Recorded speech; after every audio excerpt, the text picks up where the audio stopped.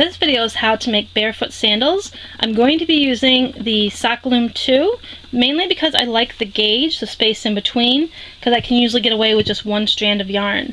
If you have this loom, or I would say the original Loom that even has a finer gauge, I would use those instead of a Nifty Knitter. Nifty Knitter's gauge is pretty wide, but if a Nifty Knitter is all you have, then you may need to just bulk up your yarn and continue the same process you see me do in a minute.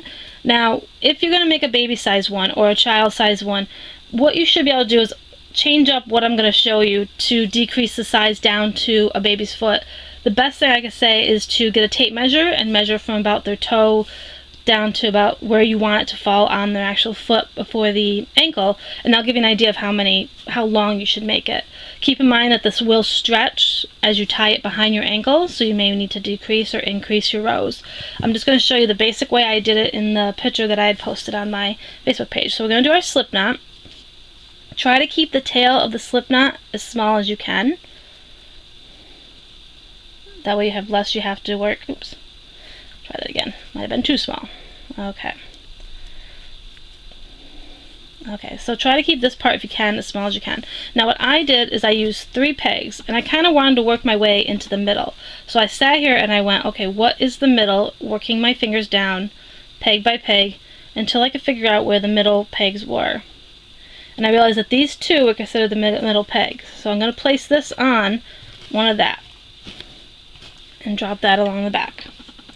Now what I'm going to do is I'm going to work the little ring that goes around the second toe on your foot. So what we're going to do is we're going to bring this up here, and we're only going to work these 2 stitches right now. So you're going to wrap, and I kept this as straight E-wrap through the whole process. Again, as you do different ones of these, you may find it easier to change up the stitches that you do. Again, that's just the basic way that I did the one in the picture. So we're just working these 2 stitches, because we want to make what's going to be the ring to put around our toes. So as you notice, I did that a couple times, and you can keep track of it back here. Again, how big a round of a ring you want is really going to depend on you. I've done about 2, so I'm going to do about, excuse me, where's my yarn here? I'm going to probably do about 10 of these. So we've got, there's 2, this will be number 3,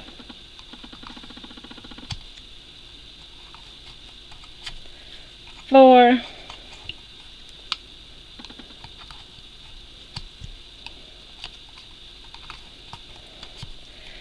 5,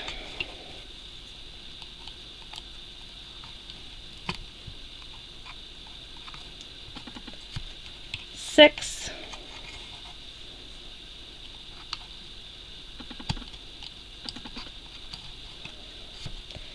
and again you can check it in the back, 6, 7, it's a little blurry every now and then, sorry about that, 7, okay, 8,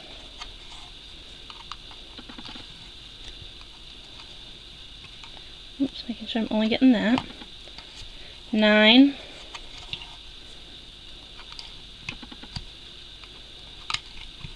10. Now again, you may adjust this yourself to the size toe that you're putting it on. I wear about a size 8.5 to a 9 shoe, so that's why I'm doing this many. And if you look, we got our little tail here. Now what we're going to do is make sure this other yarn's out of your way, so you can see. Alright, what you're going to do is you're going to bring this back up, so it creates our loop. Now if you notice, you're going to be like, well, that's an awful small loop. So you could decide to do a couple more as you bring it back up. Keep in mind that once you put it on your toe, it will give a little stretch. So I might actually just do a couple more just to be on the safe side, because this is a different yarn than I was using before. So let's do 11, 12,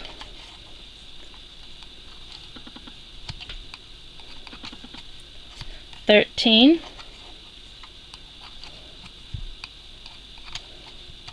15, oh, excuse me, 14. We'll hope I can count right. And then we'll actually do 15. I think 15 will be a good number. I'd rather have the ring a little too big than too tight to go on my toe. So let's do 15 of this. Okay, push it down, and again, that gives you the tail here. Now go ahead and grab that tail, and we're going to put it back on a peg so that we can have our loop. So what you got to do is you got to kind of find one of the loops you did earlier. Let me bring this up for you. Let's bring this in here. So you're going to find a loop that you did before, and we're going to bring it around and place it on this peg if we can. And you're just going to drop it down in as best you can. I mean, the point is to get a loop back on there so this creates our loop for our toes. Okay, and now knit that over so it locks it in place. Now as you notice, we got our little tail here, so what you're going to have to do is hide that later. Or what you can actually do now, because we've got this little tail, is take this little tail, excuse me, because we're going to be using, oops, gotta get some more yarn here. We're going to be using this one. So let's grab these two together. Okay, so that as we go around, we're going to be hiding it in a little bit. And what we're going to do, zoom out here a little bit, okay, is we're going to take both and we're going to wrap them around here and knit over. Again, this is locking that loop into place. You want to make sure you're grabbing all the strands that go with whatever loop you put on there. Okay, and I still got a little bit of a tail left, so I'm going to try hiding it one more time. So that way, once we take it off, we can actually trim this later because we've locked it into the project as much as we can. Oops, there we go. Okay, so that right there is our loop for our toe. And again, if you're doing this for a baby or whatever, you're probably going to need to try out how many more of these you go. But it creates a nice little loop. Now you probably think, okay, what do we do now? Now what we're going to do, let me back up here, is we're going to move on to the second part, which is increasing this part to create that triangle, if that's what you want, on your foot. If you don't want a triangle, you could continue doing this and make just one single cord that goes down. It's however you want to modify. Basically, this is the loop process, and then you can determine how you want all that to be. So we're going to go and come back and do the second part where I was doing the triangle. Now, to work the triangle part that you saw in the one picture, what we have to do is basically increase as we go around. I kept it as straight E-wrap knitting for the sample that you saw, but you can obviously change it up. We're going to keep it as the E-wrap just to show you what I did, but again, you can change it up. Now what we also want to do is we want to grab a couple stitch markers because we want to know how wide we want to make the triangle. And it's however you want. If you want the triangle to only be on a little part of your foot, and then the strings that would tie it behind your ankle, do you want the triangle to be bigger? That's going to be up to you. This is just the idea of how I did it. Now I want to place these on where I want to stop. So I've got these two, and I'm just going to kind of go out, making sure I'm even on both sides to figure out how big of a triangle I would like. So I'm just kind of working out, and I'm going to be like, okay, let's do 1, 2, 3, 4, 5. Oops, I can count here. 1, 2, 3, 4, 5. Let's go 5 out and drop our stitch marker. Then let's go over here and go 1, 2, 3, 4, 5 and drop our stitch marker. That lets us know that we're going to be working in between these two. And again, for a baby or for somebody else that you want to adjust it, just adjust how big you do the triangle. That's the only advice I can give. I'm probably not going to make a separate pattern or video for babies. Just realize that whatever you're doing for the adult, you're going to obviously decrease the amount. And you may have to do a sample. It's a pretty quick project once you get doing it, so it's very easy to make a sample to try on someone's foot and just write down what you did so you can do the next one to match. Now what we're going to do is work our way out to our stitch markers. And again, I'm just going to keep this as straight knit because that's what I did in the sample, but again, you could alternate knitting and purling, and you could, change up your stitch, make holes in it, whatever you want to do. So what we're going to do is we're going to work this way.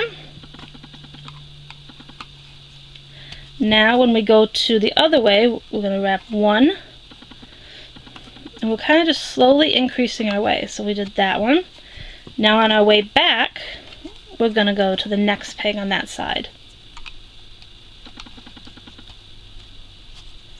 Now go to the wrap, working your way to the peg on this side.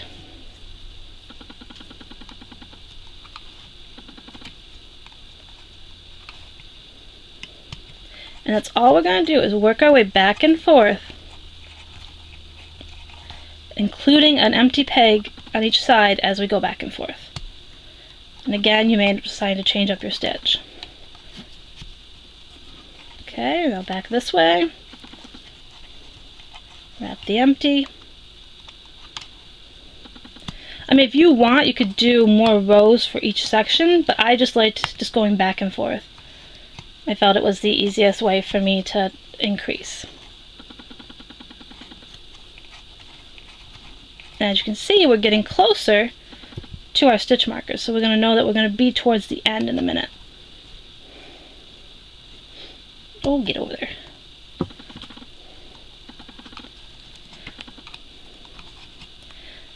Now, I'm not a person that usually goes barefoot, so I would love feedback on these if you make them. I would love to, any feedback you have about them, if they work pretty well for you. Okay, and again, we can, because we noticed that we wrapped that one, we can go to the next one.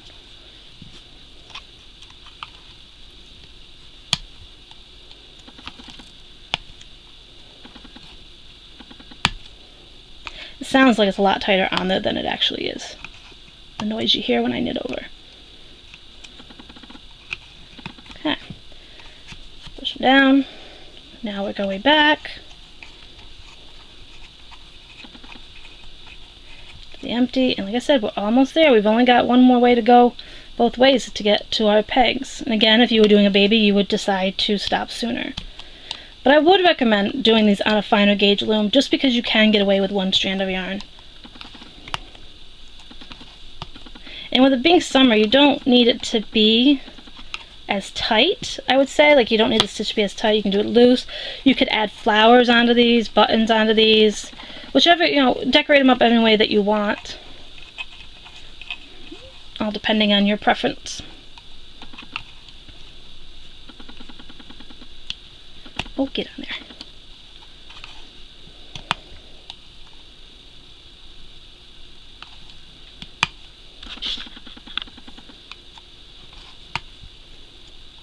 And we'll show you what's happening on the back as soon as we get to the last pegs that we need to do. Okay, so now, as you can see, we got to work our way back.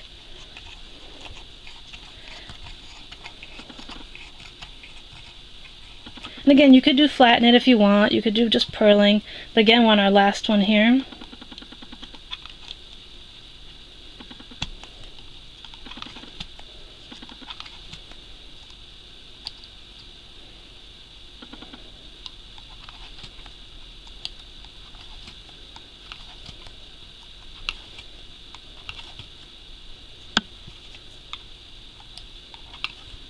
Okay.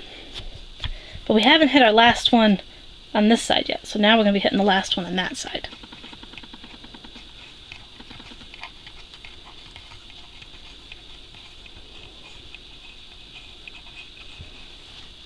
And knit over.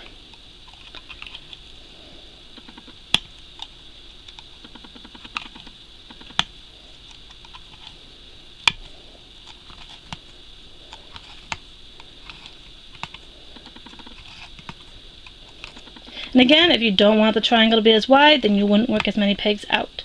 So keep that in mind. It's however many pegs out you want to go. And with this being a quick project, you can actually do up samples and figure out what size you want for the triangle. Okay, now, because this isn't locked in on this peg right here, we need to do one more row, back and forth.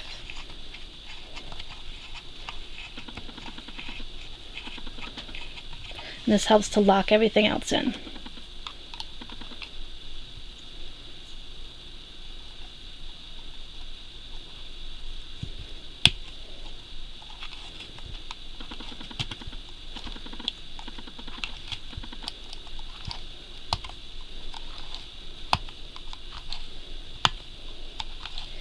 Because you want to be back at the starting point, which is on this one side over here that we're getting back to. And you want to make sure that everything is locked in. So push that down, work your way back to the first one.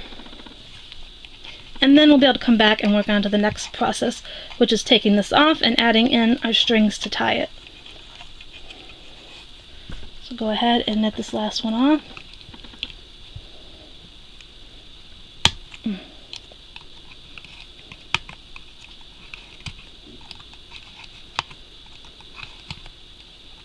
And then we'll come back and we will do the second part. So get back to the beginning and knit off all the way back to the first row, and then we'll come back and do the next part.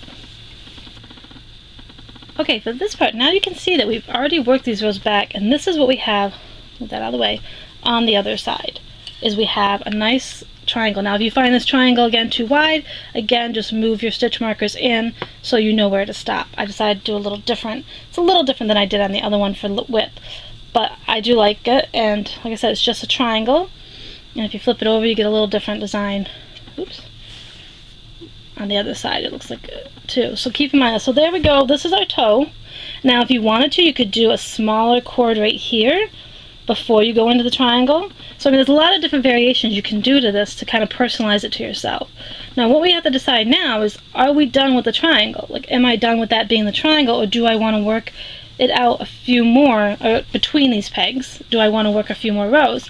Well, I decided I'm not going to, because I want to get on to the next step for you guys. But again, that is what you would have to choose. Figure out how far apart you want the pegs, and figure out if you want any additional rows. Now keep in mind that once you finish this, it will give a little stretch as you put it on your foot to tie it. So that's part of the reason too I'm stopping it here, because I wanted to try something a little different.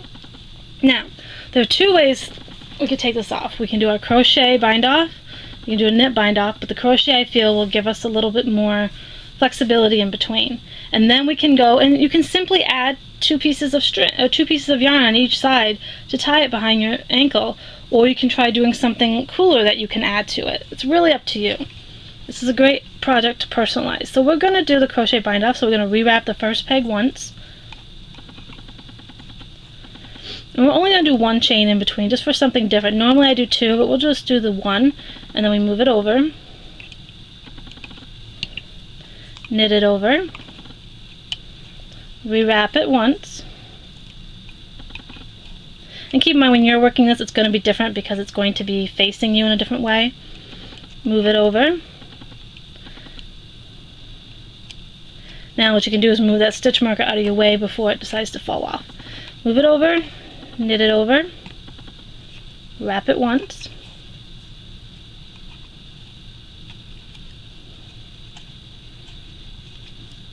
move it over,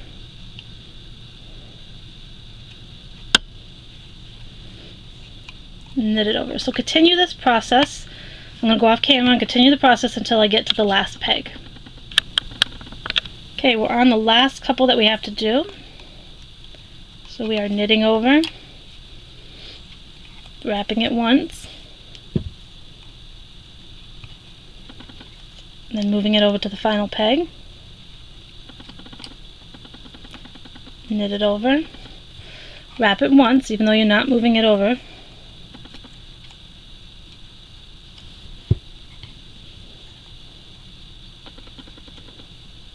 okay. Now what you want to do is grab a small crochet hook and your scissors, so you can take it gently off the peg and put your crochet hook through the loop. Move your loom out of the way for now and cut yourself a little bit of yarn and work that yarn through to help lock that last stitch into place. Now as you can see off the loom, it's a pretty small triangle. It's not as big as it looked like when I did the sample, but this would actually work for a kid size. And now what we have to do is put 2 strands here so that we can tie it behind our foot. But I mean, this is just the basic components of it. And again, you could add flowers or buttons. So if we wanted to just add simple string, we want to make sure that this one is tied in first. So we're just going to go through and just crochet it in one more time, make sure it's locked in. Oh, come on. Don't fight me today. Okay, let's try that again. I guess I messed up. Alright, here we go. Get over there. It's usually not this difficult, but it's always when you're trying to show something that it decides to be a little more of a stink. Okay. I'm just kind of weaving this tail in a little bit. And then give it a little tug to kind of lock it in place. Now what you're going to do is you lay it flat, is you're going to need ways to tie it. So what we can do first is we can cut off the extra that we need, or don't need. looking through my camera sometimes messes up my perception. So here we go. This is our triangle.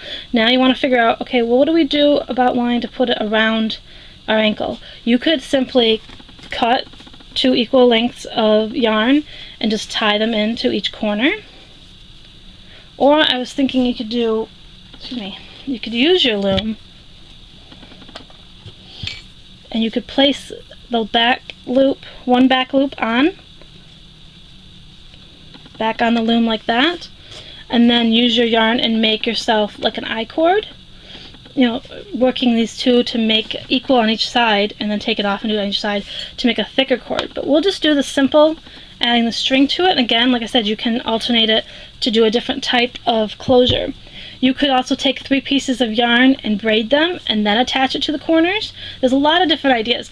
I was even thinking you could use the curlicue video that I did with the help of Bonnie, and you could do almost that same idea on it with putting the loop back on and doing the curlicue and make it almost like a spiral that would go around. That would be cute as well, and I'll have a link to that video as well if you decide you want to try that. And I'll have a link to the I-cord video as well, so if you want to try either of those to attach to this to get your triangle. And then just to check it out, you just put your second toe in. Another thing you could do with these, which I know some people do, which I don't know if I would, is they put them on their hands, and then you can kind of wear them and put a ring around there. So you can do it on your foot or your hands. And then what you'll do is you'll hide this and trim that thing so they don't see it. But if this was my foot, then I would add it and I would check how big of a string I need to tie it around my ankle. But this is how I did it. And again, like I said, it fits pretty good on that. And again, the yarn you use is going to change how many rows you do of each, but this actually works pretty well. Okay guys, I'll show you really quick that if you just decided to cut 2 pieces of string, all you would need to do is put it through a corner. Pick a corner, kind of loop your yarn around your finger so that you can attach it and pull part of it through. I mean, this is the easiest method to do, and then all you have to do is tie it, kind of creating as little of a thing as you can.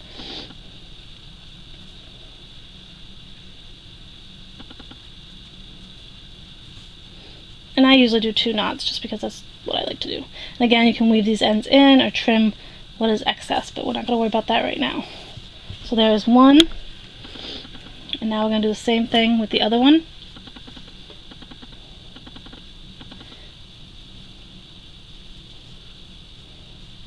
Just to bring it through. And I probably have more string or yarn on here than I need, but once I tie it around my foot, you'll be able to adjust how much of an actual string you need to be able to tie it around your ankle.